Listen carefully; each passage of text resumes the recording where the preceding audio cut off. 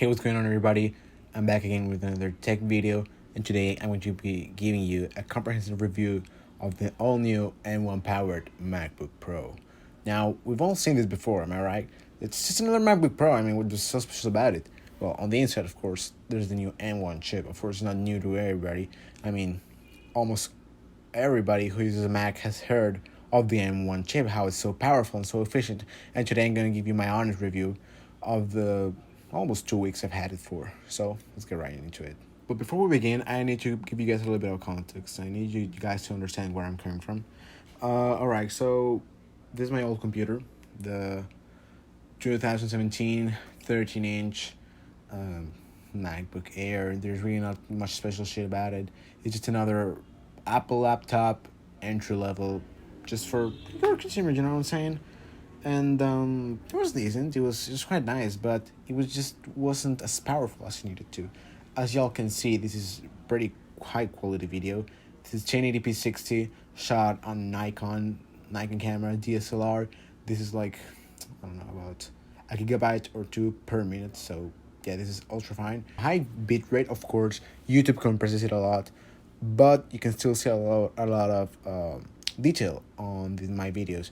And something that I really disliked about my old MacBook Air is that sometimes the effects just wouldn't load. They look laggy even after I exported the video. I mean, on DaVinci Resolve, which is the program I use to edit all my videos, it just looked laggy. And even when I exported them, the frames were dropping, and it was just awful to use. But I mean, besides that, it was quite fine. I mean, I did a lot of multitasking, many tabs opened, many browsers. I use mainly Chrome, Brave, and Safari. I highly recommend Brave.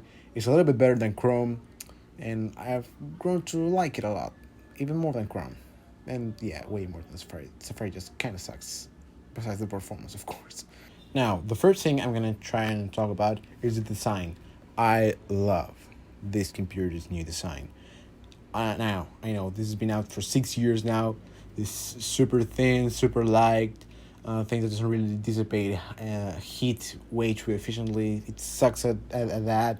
Let me tell you, with this chip, it doesn't. This design is amazing. The Retina display, oh my god, this is just so awesome. I'm going to try and go and do every single part individually, but this design is just so awesome. You gotta take a look at this. Alright, so now once again, as I'm saying, the design of this thing is just so wholesome. The thinness, and I mean, I was already coming from a thin, like quite thin laptop. The MacBook Air is very thin, if I'm honest.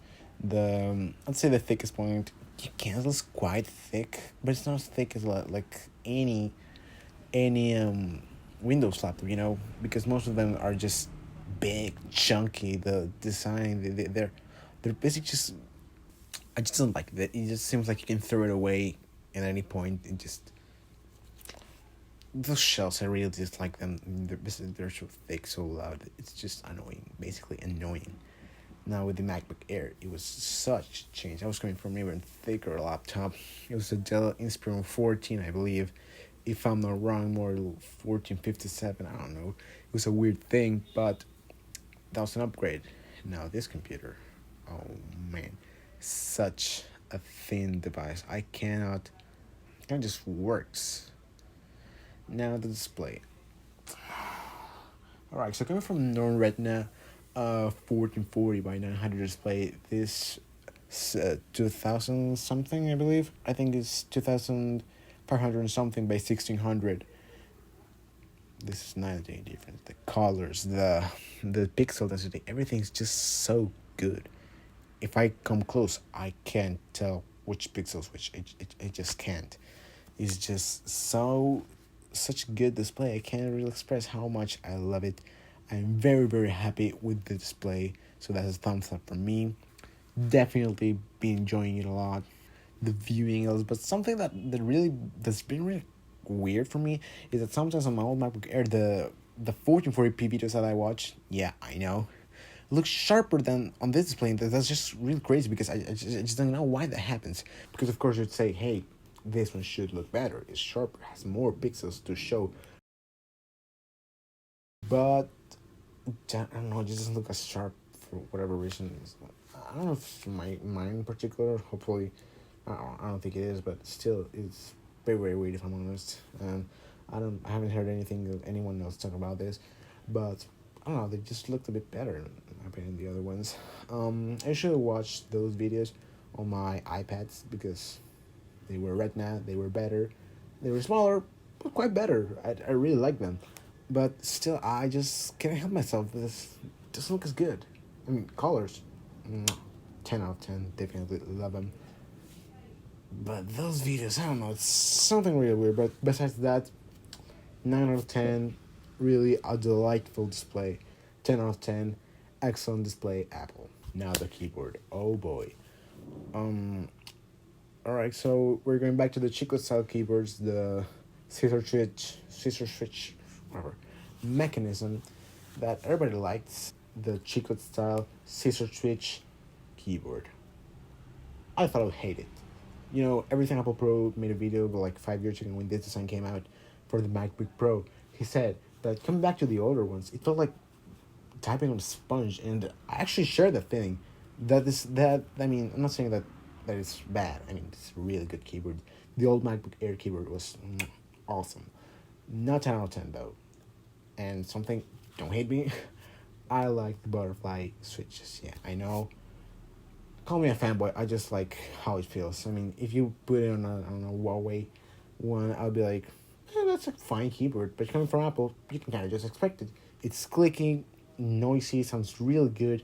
I feel like I'm working hard, better than in, let's say, I don't know, another type of keyboard. I don't really know much about them. Yeah, I'm a MacBook Pro user. What do you expect from me? But the keyboard is just, what do you mean, low battery, nigga? But the keyboard, oh, I thought I would hate it because I was like, oh, nothing's gonna change. But almost everything changes. I mean, it's still clicky, like the butterflies that I like, but it's not like that. I mean, actually, something that I don't see anyone talking about is why did they put the inverted T arrows back? Like the bigger things felt so much better in my opinion. I mean, the side keys, the arrows. I don't know why would you? I don't know. That for me, that's just wasted space if I'm honest. But I don't know. I still like it a lot. Besides that, and that it's not a butterfly keyboard, I'd say 10 out of 10. Actually, just 8 out of 10 just because of that.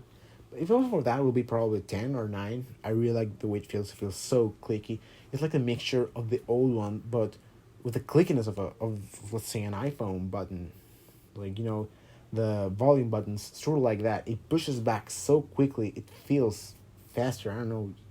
I don't know how to explain it. You probably have to try it out for yourself in the Apple Store, or even try an old butterfly switch ones. So I guess that's up to you to decide whether you like it or not. My opinion, I really like it. I've been typing really, really quickly and very happily on this keyboard. So 8 out of 10. You know why? I said it. And for the trackpad, well, what can I even say about this? Trackpads are trackpads. The one on my MacBook Air, I mean, was fine. I just didn't like that it didn't click very well on the top part. That was livable with. Although when I pressed quite hard, I felt like I was gonna break it. I mean, I know it's not gonna break unless I do with the tip of something really hard, or I just press so hard that it actually breaks. And I don't know. I like this one. It feels good. I mean, it does. What can I say? It's quite strange when gaming, which I know, gaming on a MacBook, which I'll get you in a second. I'm gonna make another video about that. If I already uploaded, it'll be right here. If it's not on the other side or whatever, it'll be up there and down there in the description below. So I don't know. It's really strange. I wish it would. It gives you haptic feedback, right? I put it to the max, and it felt like it just wasn't really real. Like, I know it's not real, but I wish it would give me more feedback, harder feedback, and it would probably make the whole chassis vibrate a little more, and that would probably cause it to sound, make like an unnecessary sound that they don't want to have on this MacBook Pro and the ones that they have been making for the past what 6-7 years almost. It's quite strange. I don't know. I like it. It's not the best. I've had problems with the gestures, but besides that, it's been just fine. But that's been enough of a reason for me not to like it as much as I thought it would, because I had very, very high expectations for this. I was like, this is gonna feel so much high tech, and it does. I mean, it does, but not the way I wanted to. Actually, more not the way I expected it to be. But besides that, I think it is quite nice. Just probably not enough.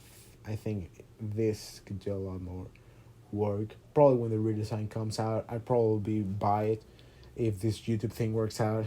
So it's never late to subscribe. You should probably subscribe right now. If you like the video, you can like it. That never hurts. So yeah, that's meh. Kind of just meh. Quite boring if I'm honest. Now, battery wise, I gotta say, disappointing.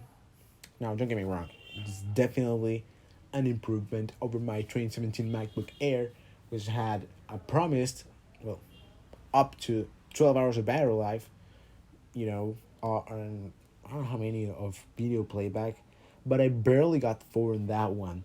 And even on school, like from home, of course, on this new MacBook Pro, I got a whopping 7 hours. This, what? What do you mean by that? What do you mean that I was promised up to, of course, I read it right. It's not from 20 hours. It's just up to 20 hours, that's the case, that's fine. But still, I think that from my old MacBook Air, it was up to 12 hours. And this new MacBook Pro that is supposed to be way more efficient and better performant and should be able to have way many more hours. I mean, it had up to 3 more from my usage, but still, I wanted to at least have, I don't know, 14 hours, and even the 12 hours that that my MacBook Air could have, and I didn't even get that. So I gotta say, battery on this MacBook Pro is very, very disappointing. Um, Unless, of course, you're only, I don't know, looking on Facebook on Safari. I don't know. I mean, on Safari, I actually watched a novel with my mother on Netflix for about an hour and a half, something, and almost like 1 hour and a half. I think 45 minutes, and it dropped 13%, if I'm not wrong. 87% battery was left because I unplugged it when it was at 100%. And I mean, that's awesome. Definitely, that's to say, whoa, that's really, really impressive. What, you're a little bitch. What are you bitching about? In other tasks, like again, as I said, Google Meet, WhatsApp, Pages, Brave, and such, I expected at least 12 hours. And again, I didn't even get that. And that just was very, very disappointing that I have to be only on the Apple stuff to get way more efficient stuff. And everything's supposed to be translated already. But again, that's still really, really messed up. I really expected way more hours.